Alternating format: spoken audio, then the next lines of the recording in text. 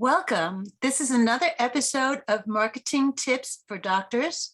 I'm your host, Dr. Barbara Hales. Today, we have with us Carl White. He is the founder of Market Advisory Group, which focuses on helping locally owned independent businesses and practices in healthcare to stay independent. Carl's passion for independent business goes all the way back to working in his family's pharmacy when he was a kid. Today, Market Advisory Group helps independent practices get more leads, phone calls, reviews, and overall visibility. Carl is a Duct Tape Marketing certified consultant. He lives in Northbrook, Illinois. Welcome to the show, Carl. Barbara, thanks for having me on. It's great to be here. So the first thing I want to know is, what do you consider a duct tape marketer?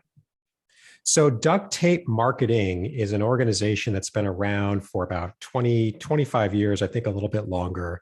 And it does a lot of things, but it's designed to help small businesses, small and mid-sized businesses grow with like really sort of systematic marketing. And it works with, any healthcare practice that fits that same kind of size and description.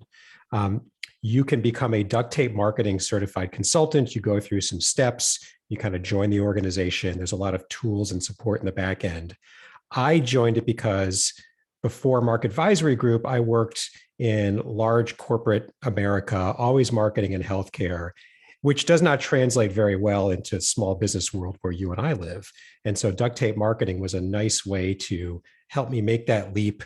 Lots of support. Like I said, there's about 150 consultants worldwide. Most are in the States, but we help each other out all the time. And it was really, I launched Market Advisory Group when I licensed into duct tape marketing.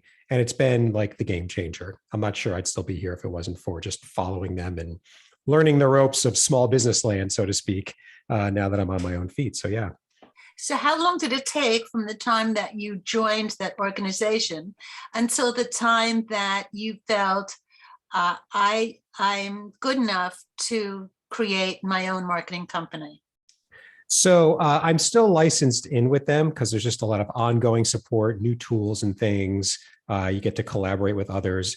But on my own feet, probably about a year and change before I felt like, okay, I used to joke, my joke was my learning curve is perfectly vertical. I can't see the top. Like I know marketing and healthcare, I know strategy, I know those things, but just translating them to, independent, small and mid-sized practices, that's what took it a while. And then the learning curve, it started to have a bit of a slope to it. I was like, I think I can see the top. And now it's, we're always learning, you as well, this. So you never quite ever reach the summit, but now it's very approachable. Well, just when you think you have, everything changes. Yeah. Oh, isn't it great? Yeah. I dread the Google core algorithm update notice. Come on, guys, really? Can you just give us a break? Because they never tell you in advance. It's only when it's done. They're remarkably good secret keepers about that. So yeah, it's great. So why is it that you decided not to stay as a pharmacist and follow in your family's footsteps? Well, it turned out to be a better move than I realized. I mean, I grew up in upstate New York, and the biggest reason was I didn't want to stay in upstate New York any longer. I still have some family there, but most of us left. There just wasn't a lot of opportunity up there it's a smaller town. I just felt I wanted to see more. And so that meant leaving, which meant it didn't make the family business an option. My father had sort of transformed it into a home medical equipment supply store. He had sold the pharmacy, but even then staying in that, that went the way of large chains also. And so, independent pharmacies are out there. They're much harder to find. Same with what he turned it into, and he ended up selling it. So that's what I would have done. And then I would have been in my, late 20s with what do I do now anyway? So it turned out to be a better choice. I just wanted to see more and felt, what else is out there. That's true. So when you were making your transition and asking the question of yourself, who am I?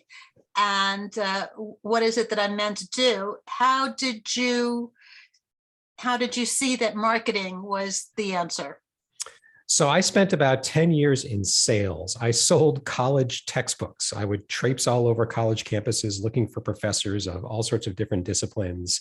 And that was my first, I had no designs on sales. I was going to become a college professor. I entered a PhD program and I left it after 1 week and one class. I was nauseous the whole week. And then it's funny. I was nauseous the whole week. It took me a week to realize this is probably not going to go away. This probably means I'm in the wrong spot. I don't know what I'm going to do, but this is not it. So that was on Long Island in New York. I went back home. I don't know how I happened upon educational publishing, but I did. That was in New York City. I wanted to get there too. The drive to leave upstate New York started pretty early, long before what we talked about a second ago.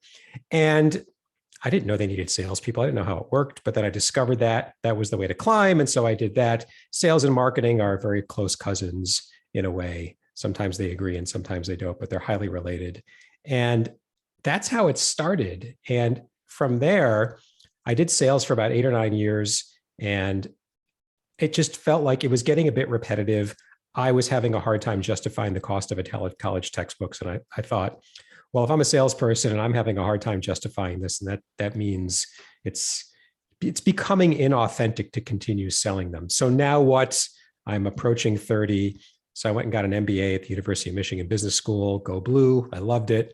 And if you want to change careers and you want to do it well and fast, an MBA is a great way to go. Sales to marketing made a lot of sense. Get back to healthcare, that made a lot of sense. And, thus it was born.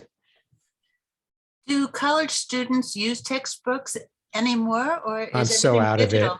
I mean, I'm so out of it. And when I was there, we were experimenting with different ways to do digital. The technology did not nearly support it the way it does today.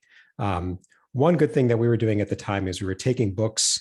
The book is like 1,000 pages and nobody ever uses the whole thing. And that was part of the beef of, on top of these high prices, I'm using maybe a third of it. Where they were trying to slice and dice the books and each professor could sort of, pick the chapters that they wanted, some kind of customization. I went back to my undergrad school about 5 or 6 years ago, and I had to go to the bookstore. It was stocked with books, I can tell you that.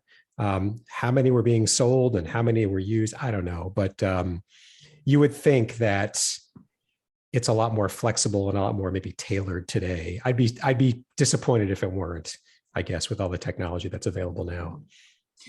I'm sure that you tell the clients in the health field that social media is an important part of marketing. Mm-hmm. So what would you say to a doctor, or regardless of whether it was traditional or alternative care, that says, I'm afraid to go on social media because I don't want to violate the HIPAA codes, and once in violation, incur the wrath of everything HIPAA that is concerned with that.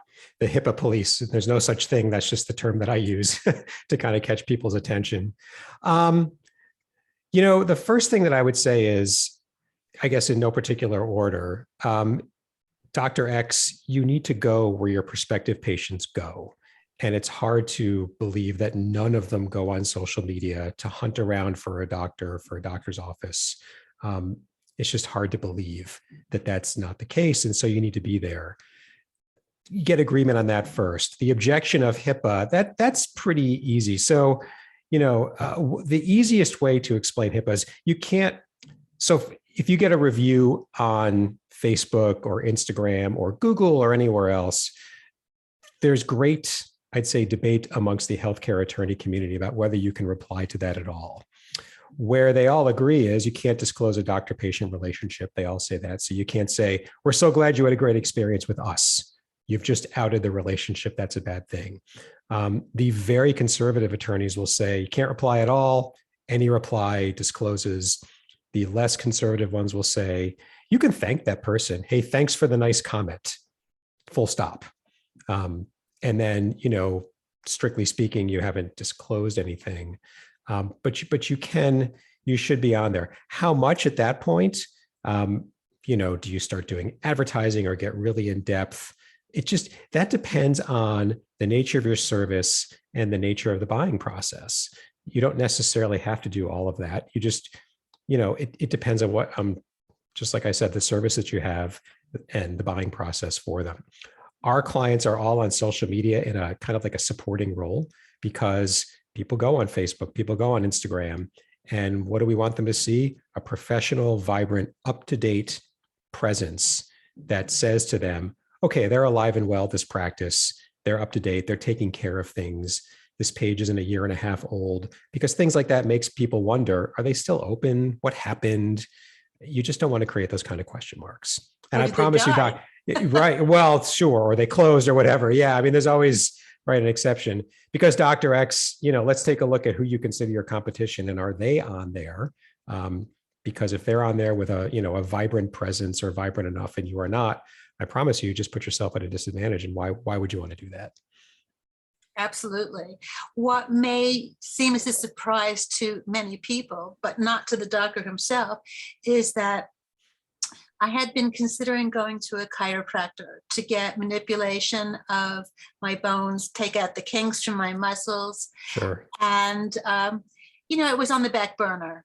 I said, well, I'm not in terrible distress. It's something that probably would be a good idea in the future. It was on the to-do list, but as you know, there's so many things on the to-do list that we tend to go for the fires first. Correct. And so I was just casually, going through TikTok, laughing through some of the videos, and this chiropractor came up.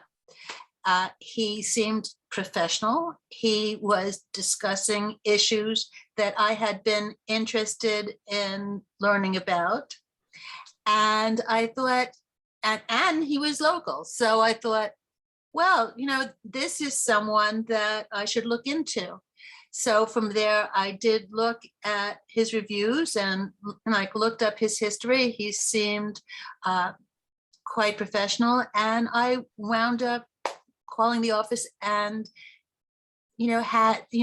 availed myself of his services. Right. But had it not been for this TikTok video that he made, I probably would never have gone to him. So, I can honestly say it does work. It does. And there you prove the point, go where they go. Have the term I use is total online presence. Pick at least the major channels where people go to hunt around for you and what you do, and have a good up-to-date presence there. I mean, more than presence, but just to make the point, because either your competitors do and you got to keep even, or they don't, you can have an advantage. There's no downside. What a lot of doctors don't realize is that YouTube and also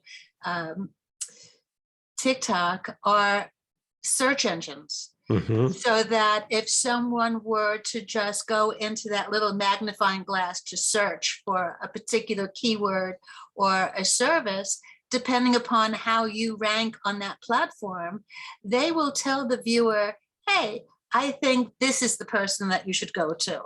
So that is definitely something to take advantage of. Yeah. And, the bias that I sometimes uncover is, and you see it with different, marketing tactics, this being one of them, is the doctor will dismiss it because the doctor doesn't do it. The doctor doesn't use it. But what I tell them is, not everybody uses things the way you do. You got to understand that the people you're going after, some of them do use those channels. And even if you never go on TikTok or anywhere else, they do. And so why not be there? Why not make it as easy as possible for them to find you, and then show them stuff that are credible to you, authentic to you, convincing? Why not? What is your opinion about a post versus a sponsored ad? What was the first one? A post. A post versus a video post or a blog post, as opposed to a sponsored ad. So in social, I'll pick Facebook because I know it the best. Posts are the best thing about a post is it's truly organic, right? I mean, it's out there, and whoever sees it sees it. The potential negative of it is it's only going to get shown to some portion of the people who are liking or following your page. It's going to, that's your organic audience, if we call it that. So if you've got a lot of followers, awesome. If you've got a handful, not much traction. A sponsored ad, I mean, we don't do a lot of advertising, like in depth, go into the back end of the Facebook ad platform and really get going. I do boosting, which I describe as, dipping your toe into advertising. And all boosting does, for those who aren't familiar with it, is you can define an audience. It could be as simple as a radius around your location and say, show it to them, show it to some subset of them, and you break free of your follower base. And then it's the other part of it is what are you choosing to boost? We will boost things like blogs. We will boost, hey, we have an office that's near this location. I've never boosted, and I can't imagine, no client has ever come to me and said, hey, we have this, this new laser or whatever it is, whatever this new service is. Maybe we would do it. But in my opinion, as long as you make it authentic and educational and you're helping people make a good decision about what they need, I'm cool with it. When it gets really salesy, which for a doctor is practically zero level of sales, it just starts to feel really inauthentic. It's not the kind of marketing most doctors want to do. And so I like it because it broadens the reach. But the content, you can have an overly salesy organic post. And then to me, it's no better than a sponsored ad if it were the same, because the content is just not consistent with the practice. Do you engage your clients into using press releases? Rarely. It's something I'll admit we need to get more into, and I'm trying to find some good folks who can help me out with that. The advantage of a press release, I view things not exclusively, but heavily from an SEO point of view. So a search engine, presumes that people are hunting around for what you do, and you want to be the easiest one to find. Press releases can be great for SEO value, for a backlink. They live out there for a long time. The part that's always gives me a little bit of pause about a press release is it's better if it's an authentic story versus something, self-advertising. Not that that's bad, but if I were to rank them, and they're out there for a little bit and then they're kind of gone. And so I'm much more about consistent things that gain traction over time. And so I just, a point in time event, whatever it may be, can be done and it can be successful. But I always view those a little more, scrupulously, I guess, because they are a point in time. And to get a good press release, like from somebody who knows what they're doing, it's just got to make sense from a dollar point of view. When it's going to be out there for a little bit and then disappear forever, I'm like, I don't, there's so many things that we could be doing that live on for the long term that can pay off, month after month, or at least the visibility. Yeah. Well, for our listeners and viewers, they may not know what an advertorial is, which is basically a paid ad, but it looks like an editorial where a physician or a professional is discussing the latest medical breakthrough or a medical condition and what the treatment options would be. So unless you look at the tiny, tiny little font on top that says this is an advertisement, it does not read as an advertisement at all. What is your feeling about that? Love those. Anything, I think the more that a doctor can educate, and by virtue of doing a good balanced job, they are checking a lot of boxes that I think they want to check in terms of try to attract a patient. They're being helpful. They're providing new information. It's obvious that if the doctor is writing about treatment X, they probably offer it. So, hey, if you have more questions or, you want to see if this applies to you, contact the office at, et cetera. That's the approach we take. The educate to attract. I just kind of made that up, but that's the theme of as an approach to how a doctor can market themselves. I think it's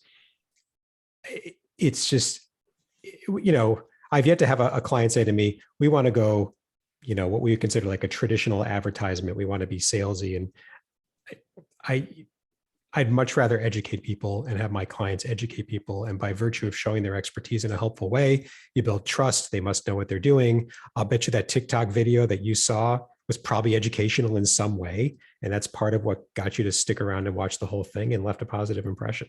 That's what doctors ought to be doing. It wasn't just the dancing.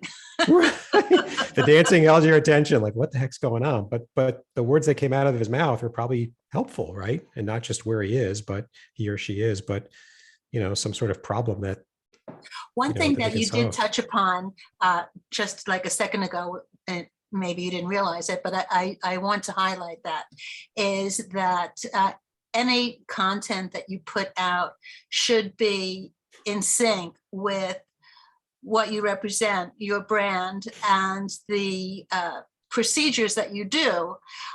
You may be an orthopedist who has antique car collection as your hobby or racing cars as your hobby, but putting that content out and attracting the car aficionado is going to do absolutely nothing for your brand. So while you may enjoy these hobbies, this is not the place to talk about it. That it's important in strengthening your brand to only put out content that is in sync with it. Wouldn't you agree? Totally agree. Just because you're a car aficionado doesn't mean you're a great doctor. It just means you know a lot about cars. You could be a terrible doctor who knows a lot about cars. And when I'm hunting around, I want to know what kind of a good doctor you are, not what your hobbies are. There's a personal life and a professional life, right? You should keep them separate, at least at a first impression. You might break through that with certain patients. You develop a deep relationship, fine. But people ain't choosing you because of your hobbies. Absolutely. Yeah. So if a doctor wanted to stick their toe into marketing and hadn't been doing it yet, Mm-hmm. what tips would you give them? Like how would you advise them? So yeah, it's a great question. The two things that really need to be in place. One is, let's start with the website, because your website, it's your front page. It's the anchor of your online presence. It should be, there's a number of boxes that your website should check, both from what people look at as well as what Google looks at. So the whole technical search engine optimization side of life, they should both be in place. It's not terribly difficult to do that, but it should be modern. It's where you want people to go. So I don't love this analogy, but it works. If your waiting area was hideously out of date, would you leave it that way or would you modernize it? You'd probably modernize it, right? Same with your website. I don't love that because a website's a lot more than a waiting area, but it's an important piece of property, really. And it's where you want a lot of people to go. So make sure that you're checking the right boxes there. The other place that I always tell people to start is reviews online. Here's the sad stat about reviews online.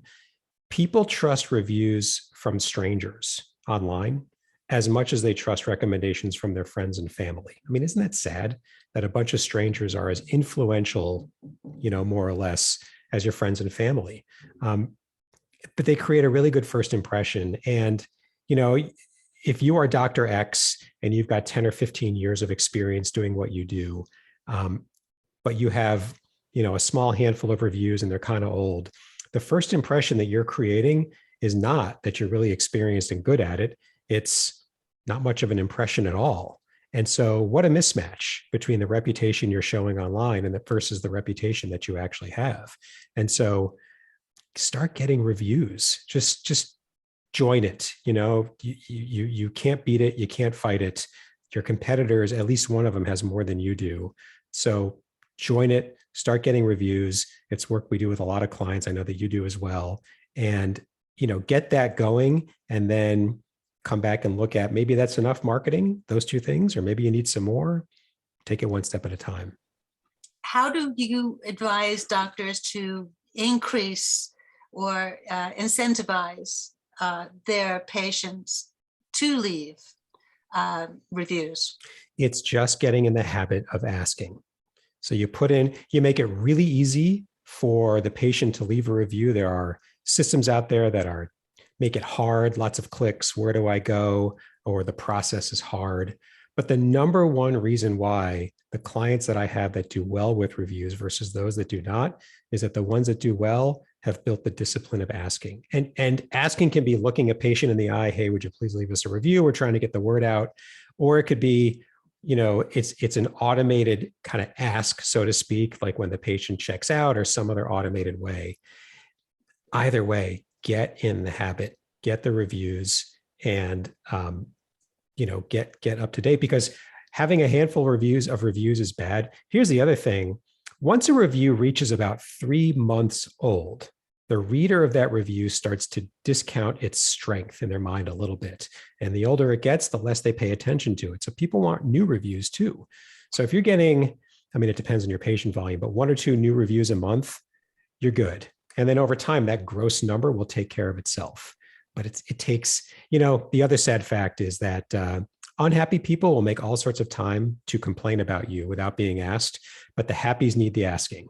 And it's just, think of yourself if you're listening, as you listen to this, when's the last time you had a great experience somewhere, like a restaurant or a doctor or anywhere, and then you just drove off and didn't even think about it?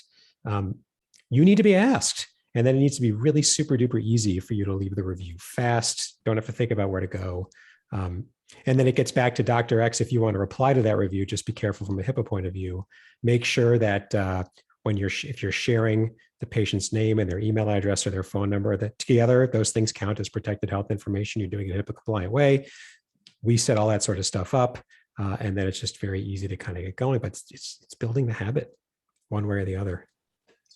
In terms of the possibility of HIPAA violations, what is your approach to testimonials?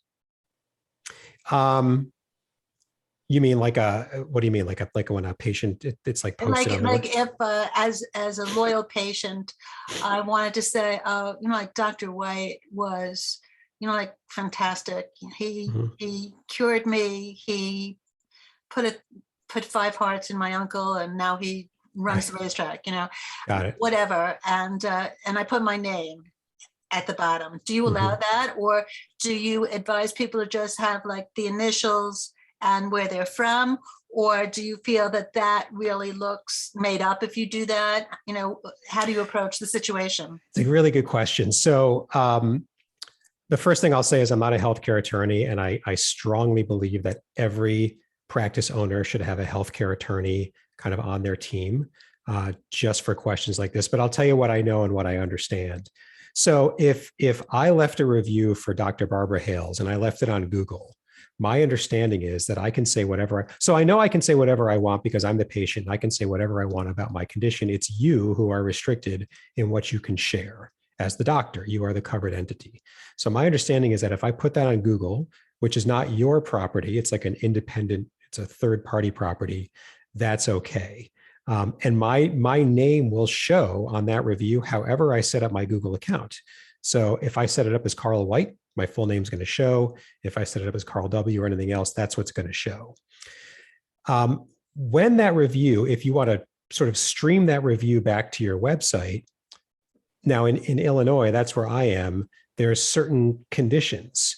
Like the patient can't say things like best. He's the best, she's the best doctor ever, because best is a superlative claim. You can't really back that up. And because it's on your website, even though you didn't craft that review, it's seen as you advertising it. And so you've got to kind of take care of that. And every state's different, or they might be different. So this is yet another reason why a healthcare attorney who knows these do's or don'ts is really necessary. As well, should the review be anonymized or not? I will tell you, I've got a couple of clients where they deal with children. Their clients are children. So speech therapy, speech pathology. We've had psychotherapy before. And for those, we anonymize the reviews because we thought in the speech therapist case, no parent's really going to want to disclose to anybody that their child needed speech therapy. So it made sense. So we just attacked it in a different way. And we said, your review's going to be anonymous, just please put your initials in. And we took the compromise of, because your question's right. A review with a full name, you would think compared to a review without a full name would be more believable, all of the things being equal. But this was a compromise that we made with our eyes wide open because we felt that we wouldn't get any reviews if a parent, and we wanted to tell parents like, look, your name might show here and you should know that. And so instead we said, let's just anonymize them because some reviewers are better than no reviews. So that's just a compromise that we made. Generally, I would say if you can get the full name, get it because it's just more authentic. But be willing to make the compromise if you must, because some reviews are better than no reviews, in my opinion. Whenever I go to have my nails done at my manicurist and I leave, I always get a text message from an automatic service saying, we hope that you had a great manicure, and could you please color in the number of stars, and they give you the stars. Right. So all you have to do is click, and they say, if you'd like to say anything additional, that would be great, and just hit submit. I mean, it couldn't be easier. Yep. On the other hand, if a doctor were to do that for every patient, they may be sending it to people who may not be loyal patients. Yes. So what is your feeling about asking everyone and having an automated service versus just asking the people that you think had a stellar experience? So I'm going to speak carefully here because the online platforms where reviews live don't always agree with what I think. But we are asking for your opinion. That's true. Okay, so my opinion. So Google, let's take Google and Yelp, since I've through different experiences gotten to know them pretty well. Google, in my opinion, in my personal opinion, if we were in the offline world, which we do live in sometimes, and I was asking somebody, so my father, but go back to my father's pharmacy, he would sometimes ask people for reviews, and he would ask happy people and unhappy people, but he dealt with the feedback differently. If somebody came into the store and started spewing and screaming how bad the service was, what do you think he would do? He would try to take them outside or somewhere private and hear them out, but he would try to take them out of public view. And anybody else who noticed that wouldn't think there was anything wrong with that at all. If I walked into Google's lobby, I'm going to get on a soapbox here for a second. If I walked into Google's lobby right now and started screaming about how bad they were, security would probably come and escort me away or something similar. And anybody else who saw that wouldn't think anything wrong about it. And yet on April 12th, 2018, Google changed its opinion about that kind of thing in the online context about, taking negative feedback private. And they said, you should give equal chance to anybody who's unhappy or unhappy to say what they want to say in private or public. And I just looked at that and said, I can't fight it because it's Google and I'm not, but I 100% disagree because that's not how I'd be treated in the offline world. So I tell my clients, you want every bit of feedback that you can get because it's all valuable. But in my opinion, negative feedback should be handled more privately than public feedback. Now, the other thing to say about reviews is that there's a 1 to 5 rating, 1 star to 5 star. The most trusted aggregate review is somewhere in the mid 4 point somethings, because the world knows that nobody's perfect. So nobody's really a 5 star all the time, and that people make mistakes, and that in the real world, it's not so much the mistake you make, but how you deal with it afterwards. And did you try really hard to fix it? And can you demonstrate that?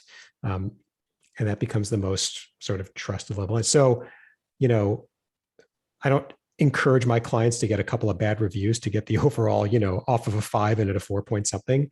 But we do talk about what, should it ever come, look, it's going to be painful in the moment, but it's not the end of the world. It's actually going to be helpful in the long run. As long as you deal with it, if it becomes a chronic problem, that's something else. Yelp's kind of similar. They're actually even more, they don't like it when you proactively ask. They think it should all be, self-generated, that you were so happy that you decided to leave it on your own.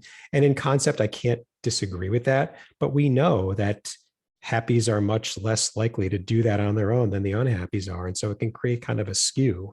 And so you just kind of deal with each platform as it is, but that's how I view it.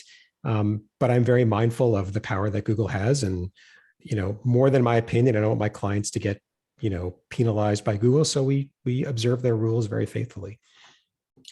What is one tip that you could leave our listeners with today?